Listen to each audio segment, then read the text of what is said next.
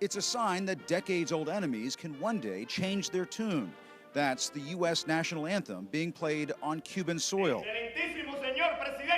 As President Obama joined the island's ruler, Raul Castro, in Havana to close out this final chapter of the Cold War. I have to come back to my family when I'm no longer president and I don't have so many obligations. While there were the usual diplomatic gestures as Mr. Obama signed a book to remember the pre-Castro revolutionary Jose Marti, the president also delivered a tough message to the Cubans to begin respecting basic human freedoms. That Cuba's destiny will not be decided by the United States or any other nation.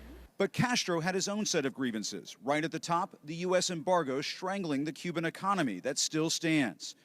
But he did not answer the question on why his country holds political prisoners. Why do you have Cuban political prisoners? Give me a list of the political prisoners and I will release them immediately.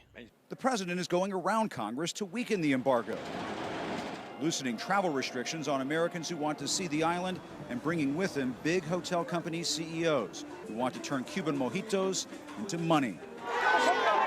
But just hours before President Obama set foot in Cuba, there was a vivid reminder that changes here won't come quickly, as local authorities rounded up a group of protesters known as the Ladies in White. Critics say Mr. Obama is propping up a dictatorship. Unless human rights is at the very top of the agenda, it will have a negative impact and push into the shadows the dissidents, the political prisoners that are still in Cuba today. Cortaron la puerta, rompieron acá. But even in Cuba's dissident community, there is hope. Jose Daniel Ferrer, a former political prisoner, says the president's visit can provide a much-needed push.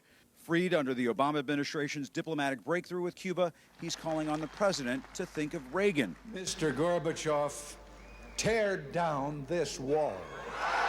And demand that age-old barriers start coming down in Cuba. We have to tear down many walls, he tells me, so that the Cuban people can live with dignity.